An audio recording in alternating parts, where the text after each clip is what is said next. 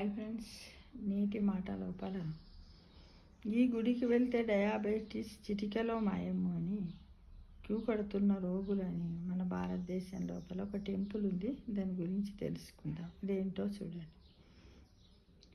ఆధ్యాత్మికతకు అద్భుతాలకు నిలువు.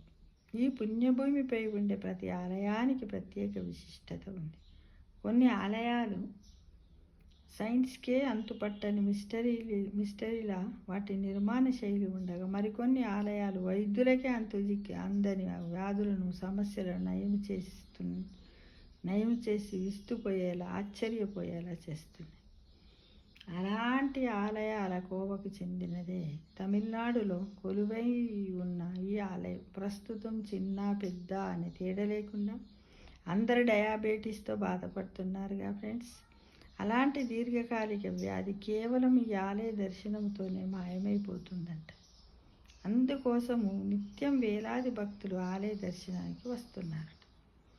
శాస్త్రవేత్తలు సైతం ఈ అద్భుతాన్ని చూసి ఆశ్చర్యపోతున్నారట. ఇంతకీ అది ఏ దేవుడి ఆలయం, ఎక్కడ కొలువై ఉంది, ఇదంతా నిజమేనా వంటి విశేషాల గురించి సవివరంగా తెలుసుకుందాం. తమిళనాడులోని తిరువారూర్ జిల్లాలోని నీడమంగళం సమీపంలోని కోవిల్ వెన్ని అనే గ్రామంలో ఉంది. తమిళనాడులోని తాంజావూరు నగరం నుంచి 26 కిలోమీటర్లు అమ్మపేట అనే మారుమూల గ్రామంలో ఈ ఆలయం ఉంది. ఈ చారిత్రకముగా ఈ ఆలయాన్ని తిరువెన్ని అని పిలుస్తారు. ఏమని పిలుస్తారు? తిరువెన్ని. ఈ ఆలయంలో లింగ రూపంలో ఉండే శివుడు వెన్ని కురుంబేశ్వరర్గా, పార్వతీదేవి సోదర నాయంగిగా పూజలు అందుకుంటున్నారు. ఇది స్వయంభూ దేవాలయం. ఈ శివుడు చూడడానికి చెరుకు కట్టలతో కప్పబడి ఉన్నట్లు కనిపిస్తాడు.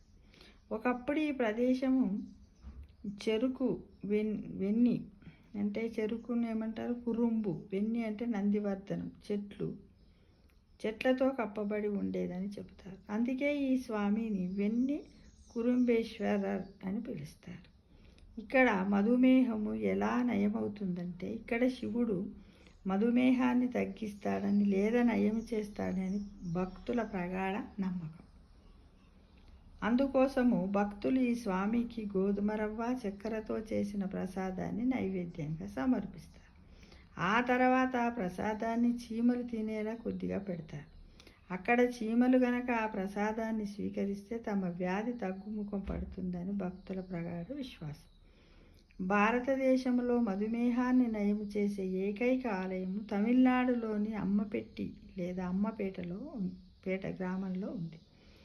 ఈ ఆలయము కొలువై ఉన్న శివలింగము దాదాపు 5000 ఏళ్ల నాటి పురాతనమైన లింగమంట. దీనిని శ్రీకృష్ణుడే స్వయంగా ప్రతిష్ఠించాడని నమ్ముతారు. అందుకే ఈ ఆలయంలో అంతటి మహిమాన్వితమైన శక్తి ఉందని ప్రజలు నమ్ముతున్నారు.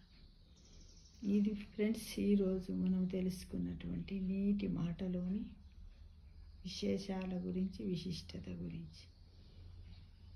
సర్వే జనా సుఖినో